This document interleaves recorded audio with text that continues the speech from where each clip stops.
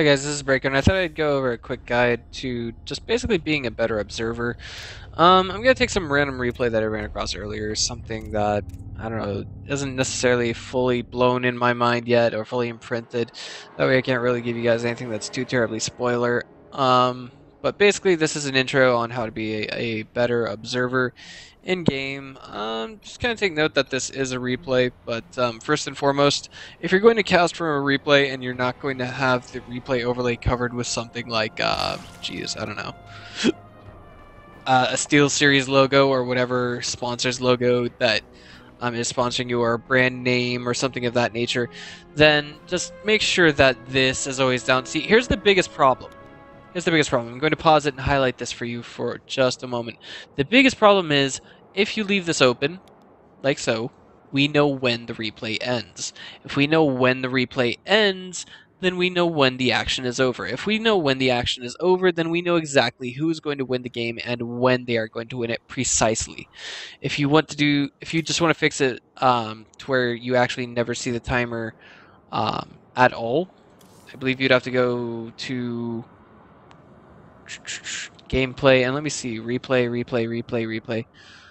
Let's see, control groups, replays, display replay time info. Make sure this box is always unchecked, because if it is checked, then basically you'll every time you load up a replay, this thingamajig will be open, and every time you open it up that way and it is open, then you're going to basically give everyone a huge spoiler. So that's key number one. Key number two is try and make your own observer profile interface. Perhaps maybe if you're going to dedicate yourself to casting replays, just stick to one server. Like, say for instance, I'm in America. I very rarely play on the Europe. I don't even play in the European server. So what I do is I use the European server to observe for all my replays and such. And every time you switch servers, you actually have to actually switch between your settings and the way they are, your configurations, your variables, if you will. I just want to go back real quick and make sure that this is actually closed. My bad. It was not. But let's see. I do also want to highlight, make sure that you have your sound as well as your microphone perfectly balanced. Those are very vital. And let's see. Yes, always turn off mouse scrolling. Have it disabled. This box should never be checked when you are doing observer or when you're casting from a replay. Aside from that, let me see here. I mean, like, all this stuff is basically completely irrelevant. Observer interfaces are entirely optional. I prefer to use them, but there are some tournaments that I cast for which require me to use overlays that I actually cannot, like XSplit overlays that actually are not compatible with anything besides the classic observer interface, which would basically be the one where you have kind of an in-game interface, if that makes sense. Aside from this, trying to pull everything together, I guess just some common sense stuff.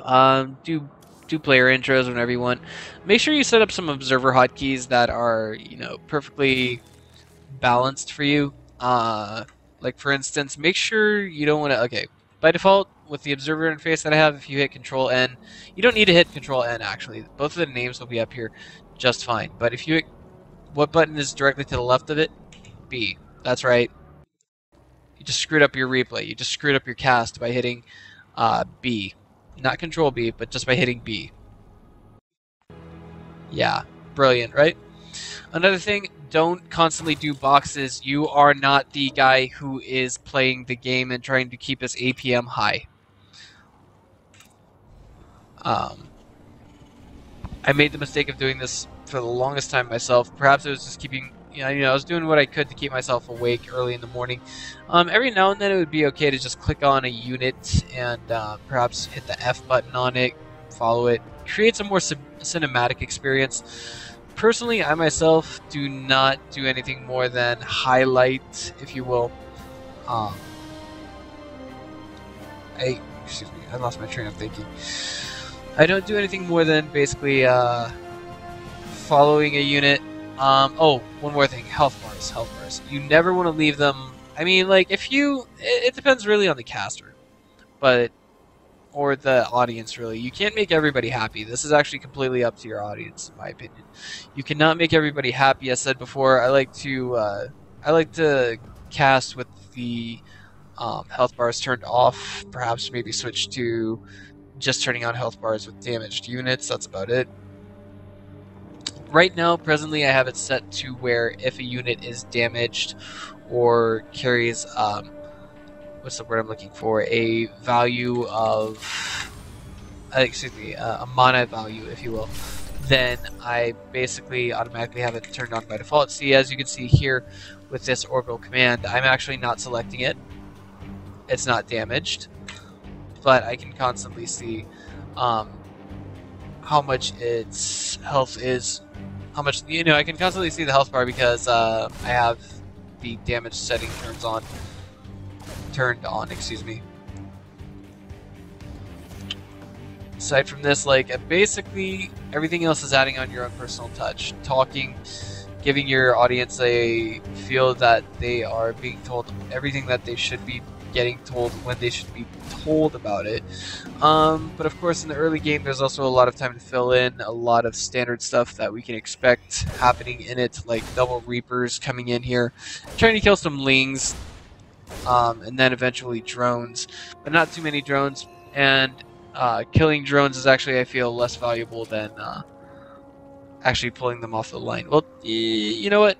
Killing drones is a bonus, but I mean, the mode of a Reaper in the early game is actually not really to kill them so much as they are to delay mining time or keep the Zerg opponent feeling contained. So that's basically my little input, my little take on what's going on in this game. Perhaps do your own casting. Try and find your own, what's the word I'm looking for? Your own niche to make yourself a better observer. To make yourself a better caster. Oh yes, and one last thing. If you guys ever see a Ghost Academy going down and you ever see nukes in construction, try to find out where they are, and then try to follow the nuke as it is coming out of the silo. That just looks so sick from an observer's perspective. This is something that I was told by Startale Legends. Excuse me, I wasn't told by Startale Legends. I actually heard about this from watching Startale Legends. It was, he's the observer for the GSL. This is just as important as being a cameraman for CBS News or something of that nature, if you can do it correctly. And casting at MLG, casting at NASL, it's a three-man job. It's not just the two casters that are talking about the game. They actually don't have an observer. They could potentially have an observer interface in the game, but what they're doing is they're constantly following the guy who they hired to be the observer, while they're simultaneously looking at what's in the production tab, workers lost, and so on and so forth. So, in recap, basically, with these things being brought to light, it's entirely up to you how you make your name as a caster. Nathanius, I'm not, I think he's a good caster. I think, personally, I enjoy watching his casting every now and then. And sometimes I find myself casting the same events as him in a different language. But at the same time, I'm a little curious, how did he get his name broken in there?